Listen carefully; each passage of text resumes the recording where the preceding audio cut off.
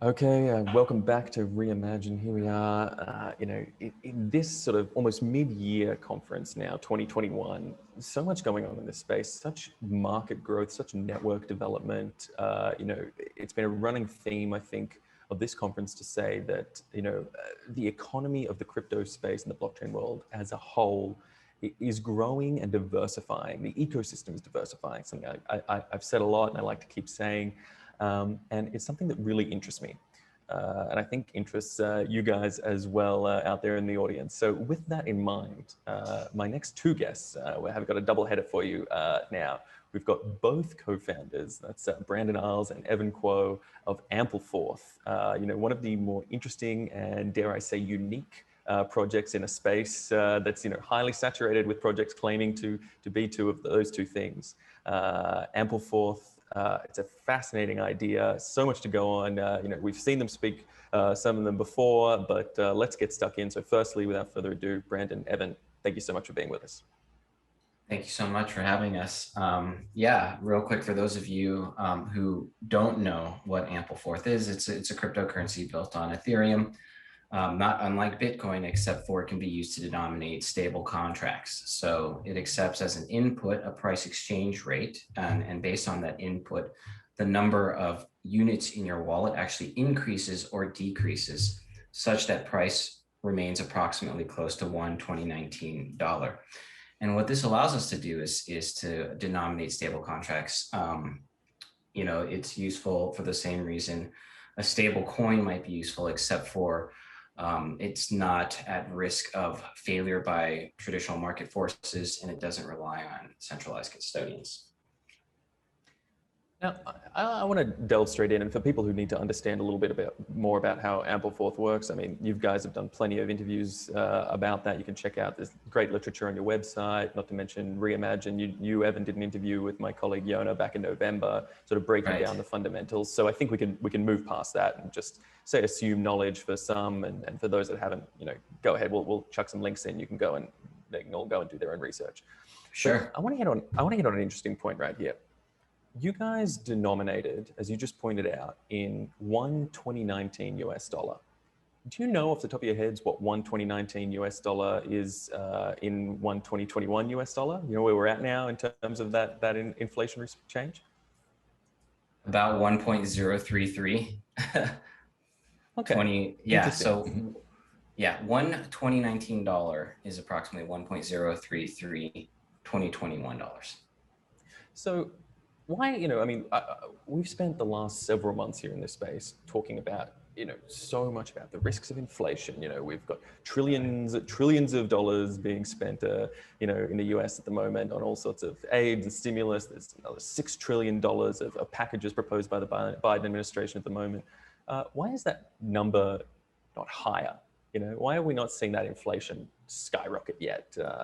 Given you guys are so intertwined in that idea, I'd be fascinated to hear from you. Yeah, I mean, that's a really good thing to ask. And I think it's something that is often ignored in the cryptocurrency space. Like, one of our first kind of realizations as we went about designing the Ampleforth protocol was that the quantity theory of money does not hold true in the near term. And for this reason, when kind of you stimulate the economy and you increase the supply of money, it's not the case that the price of goods naturally changes immediately, right? And this is largely due to the phenomena of price stickiness. And that's the phenomena that some prices are much slower to update than others. For example, the price of contracts, the price of wages, the price of certain goods, right? Commodity goods and such. People don't want to go and update, these menus very often, just like they don't want to update your salary based on the exchange rate of dollars to yen on a daily basis, just like they don't want to update the denomination of a home loan, because that's established a priori by definition. And so the stickiness of prices wages and menus kind of prevents inflation from immediately occurring. And that's just kind of the basics, but maybe there's a little bit more to discuss about, like, why haven't we seen the price of goods kind of skyrocket yet? Well, I mean, the last time we went through kind of a huge stimulus like this at the end of the financial crisis, what we saw wasn't so much the inflation of goods and services. Again, people were really looking forward to that as well. Instead, what we saw was the beginning of an asset price inflation bubble that lasted for a decade, right? And so there are many kind of outlets for price changes, right? Like you would first expect kind of these securities and equities and certainly cryptocurrencies to experience kind of price increases. Then you would expect kind of real estate and then perhaps like luxury goods to see kind of price inflation first. And then at the very end of that chain is when you'll see like things like the cost of your can of Coke and your cup of coffee starting to kind of increase. If and when that does happen, this is this type of thing that, like, the Fed, I'm sure, will be keeping a very close eye on, and that a lot of speculators will be watching closely as well. Brandon, any thoughts? Yeah, I don't have a whole lot more to add there, aside from it's very, very complicated. Even just beyond the factors that might impact inflation, measuring inflation itself, there's a whole field devoted to how to go about doing that called econometrics, and people have spent their careers trying to figure out how to even measure it to begin with. So it's very complicated, and just saying, oh, like recession equals inflation is often like overly simplified. Right, and I think it's so interesting to me to see how, in this space, which is so saturated, particularly by, your Austrian economists, economic sort of ideas, they'll talk about the Cantillon effect and how, we're pretty much just waiting for it to drip through the rest of the economy, which is essentially in a way what you were saying there, Evan, yourself. We'll see this money drip through the economy. We'll see those changes take place in the longer term, but maybe not the near term.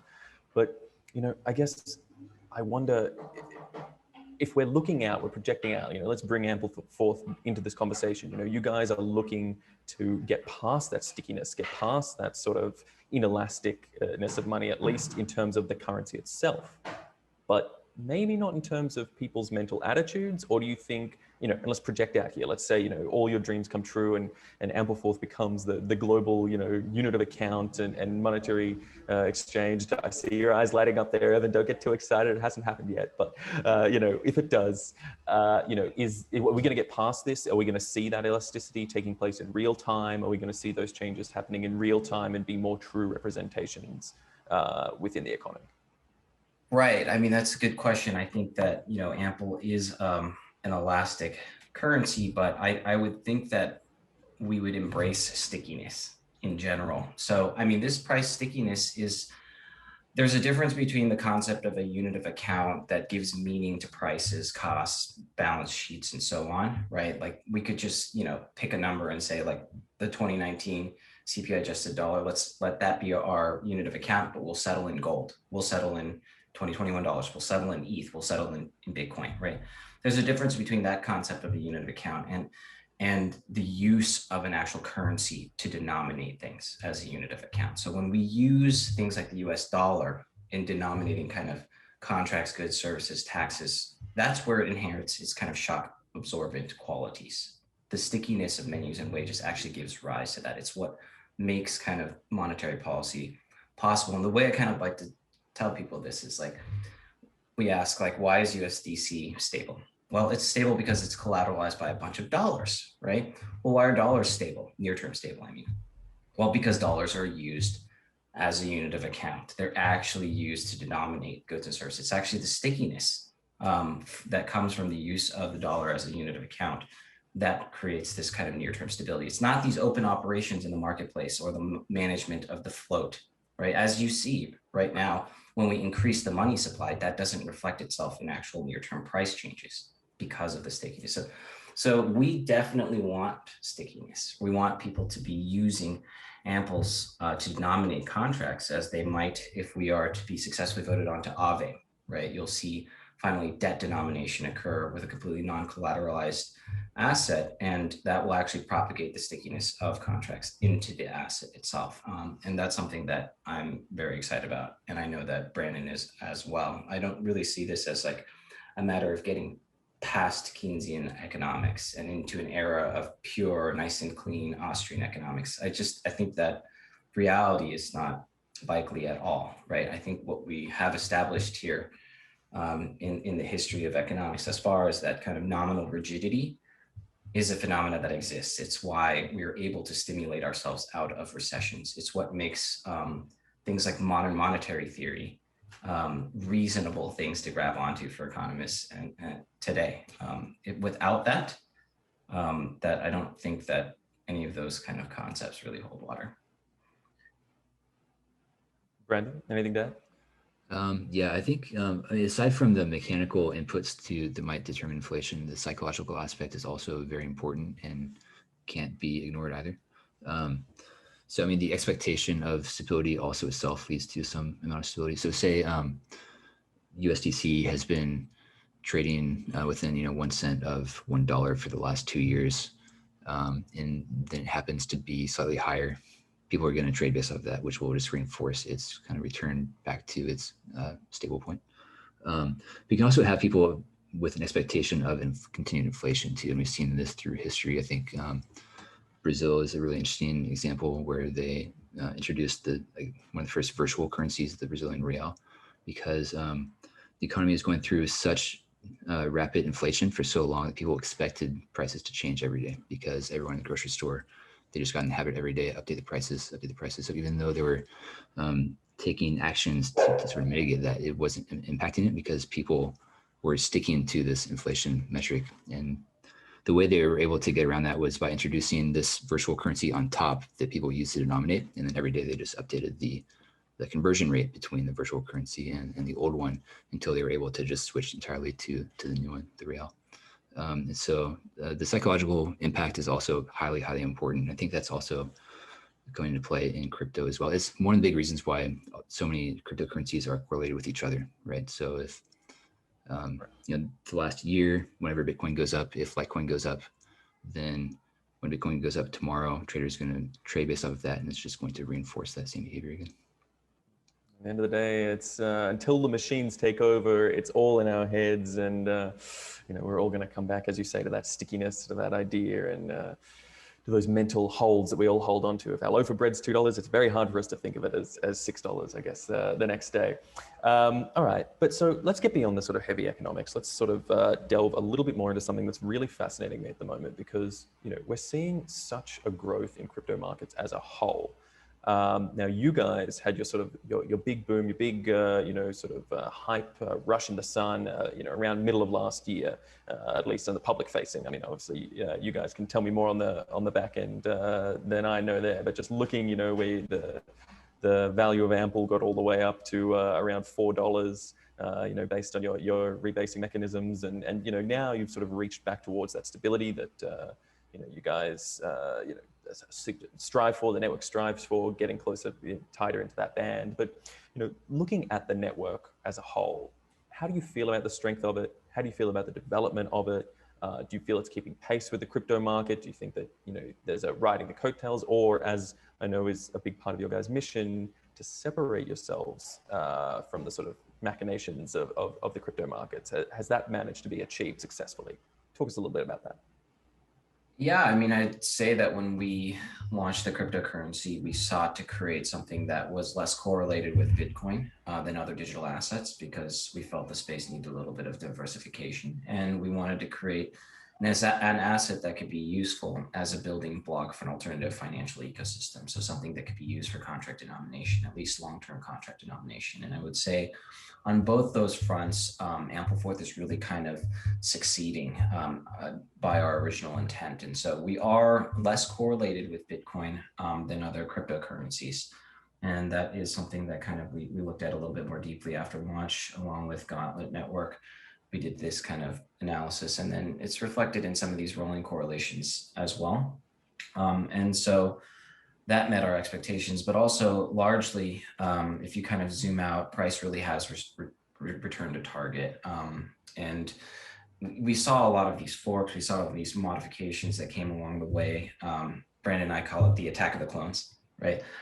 Where we had these bond coins that were trying to create algorithmic stable coins using techniques that we had kind of carefully considered and deemed unlikely to work robustly, which is why we kind of came to a more minimal approach. And you know, just the Ample has demonstrated that it's an unbreakable asset that can be used for contract denomination. Now, back to your comment about DeFi Summer, we were a big part of that. And when you think about an asset like Ample, its kind of behavioral incentives and mechanisms are designed such that it really can deviate from Bitcoin's behavior. So it's possible that our time to shine is actually when assets like Bitcoin are moving a little bit sideways, because if you want to kind of pull away from that pattern, one way to make waves is through Ample. And we saw that last year exactly during DeFi Summer. You know, the rest of the cryptocurrency market had kind of started to move sideways. And then we saw a lot of innovation in DeFi, right, with liquidity mining, where we saw Comp really kind of succeeded that. We saw Balancer start to succeed at that. And then the Geyser was introduced. And when you combine that with the ability of the Ample to kind of pull away from some of these tight correlations with other coins, you kind of saw the beginning of a wave making machine. And it would be really cool if that could happen again. Imagine just as one cycle comes to an end, it's the beginning of another cycle, as opposed to, hey, it's bull market, it's bear market forever, right? If you could somehow, you know, superimpose waves on top of one another such that there was always something to look forward to rather than just like flood or famine, well, that would be great. And it's kind of the underlying principle behind portfolio construction diversification in general. You want assets that don't co-vary in perfect synchrony with one another so that you can kind of smooth out risk and maximize optionality. So that's a fascinating idea you've just brought up there, that idea of, you know, getting a market, an ecosystem. And again, sort of with my initial sort of rant that I put on this, you know, this idea of a growing ecosystem, so interesting to me. And if we could get to that ecosystem, as you say, where it's, different waves breaking on the shore at different times, as opposed to one big rush up, one big rush down. That is, sort of hold their breath. That is the fear of every macroeconomist, right? Like you've got Keynesians, you've got Hayekins, they agree on one thing, that we should fear boom and bust cycles, right? Because everything booms and busts at the same time. How are we going to get ourselves out of it? One school of thought suggests one thing, another suggests another. Everybody fears boom and bust cycles. And so diversification. Right, and that diversification is strong, but I guess I wonder then, in terms of your overall mission, is it still now to be that sort of anti-correlated or uncorrelated asset, or is the focus more still that, you know, wanting to take over the financial building blocks of the globe? I mean, and do those two ideas contradict, or are they able to complement each other as you grow? They really do kind of agree with one another, if not complement one another, right? So the reason there are two ideas is because at the time when we were kind of originating the Ampleforth paper, we knew only about Bitcoin, right? At least the world had only closely looked at Bitcoin, right? And there were two things the world understood and had researched carefully about Bitcoin. That one, it had this kind of minimal risk exposure to equities, commodities, so on and so forth, right? It was uncorrelated, so to speak, with traditional assets. And that was kind of evidenced in a paper by Liu and Svinci. And therefore, it would be reasonable to kind of allocate some of your portfolio to this. I think that was a paper that came out in 2018 or so. The other thing that we knew about Bitcoin was that many folks, particularly the followers of Safety and Anonymous and those who had read the book, The Bitcoin Standard, believed that it could be used as a building block, not unlike gold was under the Bretton Woods system, for a new financial regime as a base money. And so those were kind of the two avenues of legit inquiry around Bitcoin. Everything else was kind of just noise. One was, it's an uncorrelated asset, you might want to put it in a portfolio. Two was, we might be able to construct a new monetary standard on top of this decentralized asset, Bitcoin, much like we did with gold, right? Now, the uncorrelated asset thing, great, but aren't all the other cryptocurrencies tightly correlated with Bitcoin? Could we create another asset that's neither correlated with traditional assets nor Bitcoin? If so, that would add value to portfolios. On the second front, the building block, we already know that, historically, and, this has already been demonstrated to be the case, that it would be unsensible to use Bitcoin as a unit of account because of its volatility. For the same reason, you can't really build a robust monetary regime on top of gold. You would have trouble doing that with Bitcoin because it's even less elastic than gold. So this second, more ideological path is driven by kind of the work of James Buchanan and George Selgin. It's like, can we create a rules-based, non-collateralized currency that is elastic? Because if so, that might serve as the base money for a more robust financial regime, right? And so I would say both these paths are legit. One is more practical, portfolio construction. One's more ideological, building block. And we are pursuing, you can only pursue the building block path because like you can partner with other projects and become more deeply integrated with the system. You can't really pursue uncorrelation as a path. That's just a phenomenon that emerges from unique properties of the system, and that will change over time, and we'll continue to observe and update the world on correlation studies, as it were. But that's not really, it's not something we can wake up and impact.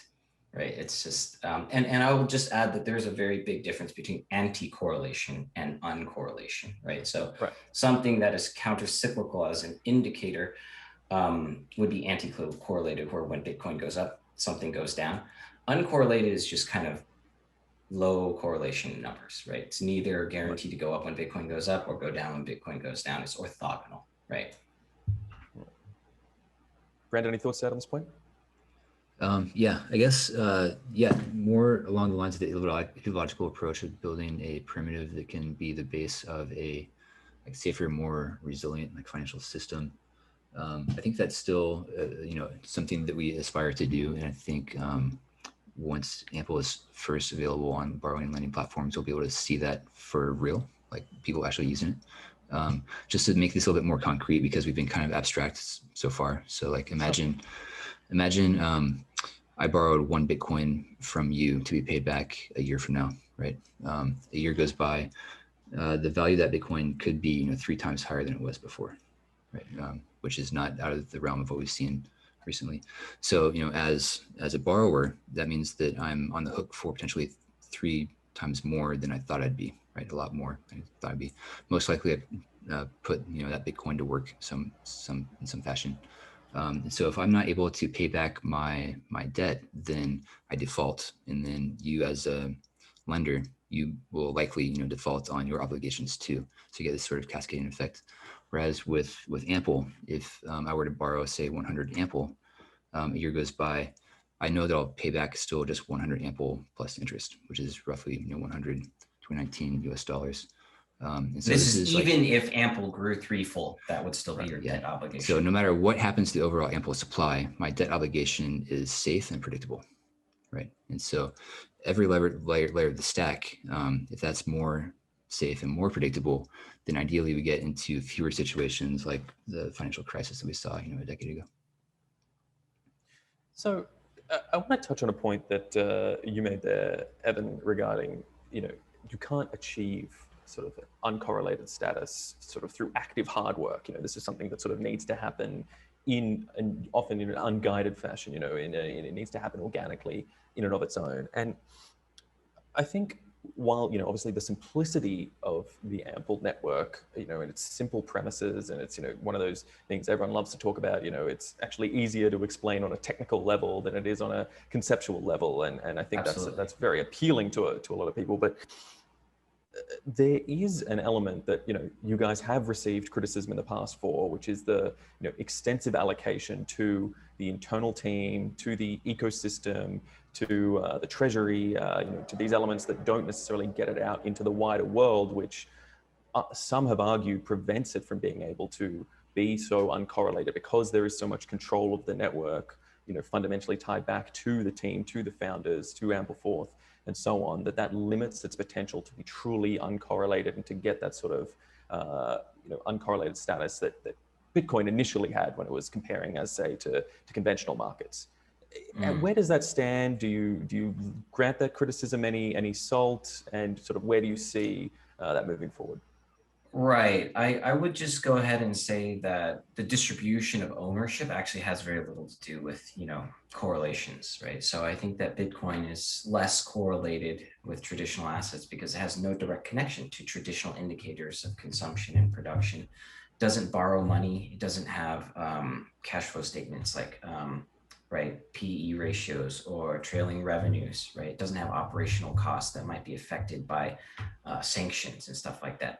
Bitcoin is a little bit more random. It's a new flavor of randomness because it's not redeemable for any traditional asset. It's not pegged with any traditional asset. It doesn't respect these normal kind of equity-like indicators like growth rate, right? So it's mostly following this stock to flow kind of growth trajectory thus far, and that's what makes it more random. Ample is just equally uncollateralized, right? So it's not something that's redeemable for Bitcoin, and it's not something that's redeemable for dollars. It also doesn't have like PE ratios or revenue growth rates. It simply has a supply policy that introduces a behavioral incentive that makes it impossible for it to move perfectly in lockstep with Bitcoin, whereas every other asset can, in theory, move in lockstep because it's also that most of them are also uncollateralized, but they lack that incentive. The criticism about distribution of ownership, we've kind of really started to address over time. I remember when things first came out, we published this State of the Network report, and that was the distribution at the time of our IEO, which we conducted with Bitfinex, and since then. I think it's been shown that the composition has really changed, right? So we had a follow-up State of the Network report, and most of that criticism came after that initial distribution, and it doesn't reflect the latest updates, right? There's like a 10-year commitment to distribute EcoFund Ample through Geyser and Geyser-like programs. A lot of things have kind of been reconfigured. In fact, we even like took the portions of the team allocation that were unallocated and folded it into kind of the foundation, right? So we really kind of trimmed the fat. I think maybe Brandon, you can chime in a little bit more, but lots of that criticism has gone away. Yeah, I'd also add that we're still very much in the distribution phase, right? So in the early days of Bitcoin, everyone's seen that supply curve where it goes up like this and then approaches its max of 20 plus million. At the beginning, on day one of Ample, every single Genesis Ample had to be minted, right? Whereas it was not the case with Bitcoin, right? So Bitcoin gets created and distributed out into the ecosystem through the process of mining. So if you're a miner, then you're contributing to the health of that ecosystem, and then therefore you get some of the Coinbase rewards, the new Bitcoin that gets created. Since Ample is deployed on top of layer ones, and because we didn't have this sort of built-in inflationary period, we allocated all of that upfront. So imagine, on day one of Bitcoin, 20 or 19 million was set aside in a bucket waiting to be given out to miners over the next 10 years. That's sort of where Ample is right now. And so since we're on layer one, we don't have miners, but the equivalent of mining for Ample is people providing liquidity, because that's how you help the health of the ecosystem for Ample. And so this entire bucket of Ample is set aside for future distribution, goes through these liquidity mining programs, and that is going for at least, it's a 10-year program. We're not even a year into it yet. Okay, so absolutely, plenty of development still to go. Rome wasn't built in a day, and neither is a whole new primitive for the financial world, as it were. All right, and one of the things that's sort of touted as a big development, if you look on your website, your literature, is the fourth governance token. Obviously that's a developmental stage. Can you talk us through a little bit about that? And I suppose one of the things that interests me most is what sort of progression, what sort of development do you see occurring, needing to occur on the network as a whole? Do you see there being big changes coming down the pipeline? Is it just a general capability mechanism, or do you see the system generally as pretty technically stable? Yeah, I think our overall philosophy around governance is that it should be minimized as much as possible. So when we first started out this project, we did not seek to create a maximally governable system, right? We wanted something to be, rules, at least economically, rules-based as much as possible. And so while there are hyperparameters that can be changed with monetary policy, we don't expect those to change very often. So there are no interest rates that need to be tweaked every week or day to day, so to speak. Right. But we do expect them to change over the life cycle of the project as it develops and matures with the surrounding economy. So this economic side, to date since launch, we've made one change to hyperparameters back in November 2019. I think. But then there's also the technical side too. So I think a large purpose of the governance token is to help direct the development of the protocol and how it interacts with the ecosystem around it too, right? So, if we want to create something that can exist for 100 years, then it needs to have a way to evolve with the ecosystem parts around it. So I think that's going to be a big portion of governance as well. Yeah, I mean, Brandon, you mentioned this a little bit earlier, but we wanted to create a rules-based system, and kind of economically, rules-based systems stand in natural opposition to discretionary systems, right? And what we live in right now is a kind of a discretionary world. Because of what Brandon said, where there are hyperparameters that do need to be adjusted, infrequently over time. And we do want to be able to integrate with more and more infrastructure players over time as this space evolves. We kind of have this kind of approach that's more like a bounded discretion, right? So there are some changes that can be made, like we can add support for certain kind of AMM pools, and we might actually add support for relaying information bits across chains and stuff like that. But certain things are also locked in place. For example, the fact that the currency is non-dilutive, that is not something that can be modified by governance, right? So if you own 1% of the Ampleforth network, you will forever own 1% of the Ampleforth network, because supply changes are proportional. That's not something that we can go ahead and just say, sorry guys, we didn't mean that. We actually want this to be a dilutive currency, and you're going to suffer 5% dilution per year from now on. Like that is locked in. And so it really is about adjusting just very simple hyperparameters and adding kind of things that we support, platforms that we support. So I want to sort of start to, as we head towards the end of this conversation, I want to start to move away from the technical. Actually, not even start to, I want to do a hard turn away from the technical and move solely to the community element. Now, community, it's a word that gets a lot of play in the crypto world. And I think it is so important, with so many of these projects that are starting out, at almost the experimental level, almost the academic from the start, and actually getting them out into the ground, testing, new worlds in the DeFi space and new technologies at the avant-garde. At the end of the day, it does come down so much to the sense of community, the imagination of those users, the ability of people to pass that word of mouth and talk about it. So given all that sort of emphasis, where do you see the Ampleforth community today? Do you think it's strong, robust, healthy? How important is it to you that community be there and continue to grow? And what are sort of some words perhaps to sort of on long-term community members? I mean, I can say real quick that I'm pretty sure that our community that we have today is badass, right? And I'll tell you why. It's because I know firsthand that Ampleforth is one of the most profoundly misunderstood protocols in the space. And I don't mean just like misunderstood by people who don't know anything about cryptocurrency. I mean misunderstood by people who kind of have been deep in the space for years and have taken a reasonably close look at this protocol, right? Like you said earlier, it's very light in its technical policy and very heavy in its kind of economic context. And for our community to have endured some of these criticisms that you kind of mentioned and held up to it and stuck with us and sought to kind of think beyond the most popular default narratives. Like think about how many false default narratives we've seen come through this space. Remember utility tokens, remember security tokens, right? Remember these trends come and go and come and go.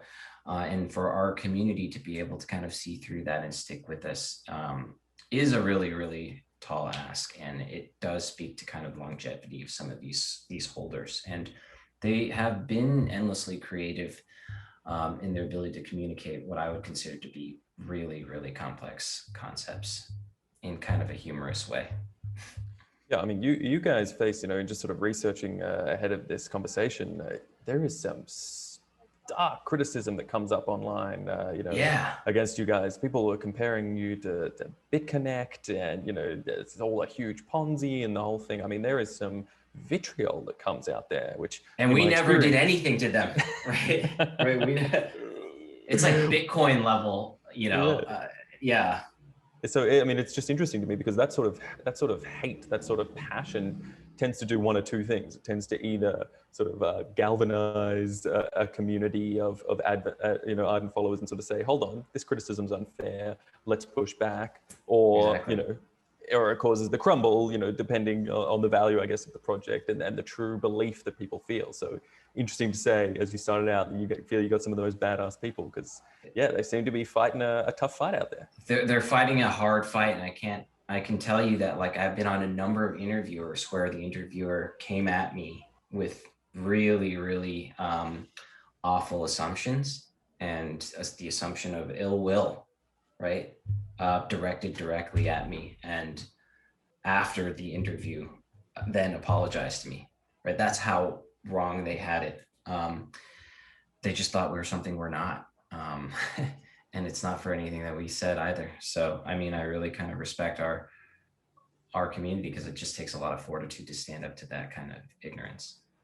Yeah, the people who have been with the project the longest are incredibly passionate. And I can tell you, seeing that and the way they interact with each other and with us just cements the importance of what we're doing, and really invigorates. I can tell you that I have a lot more gray hair now than I did a year ago, just from trying to execute on this project. And I'm sure Evan and everyone else on the team has been feeling it too.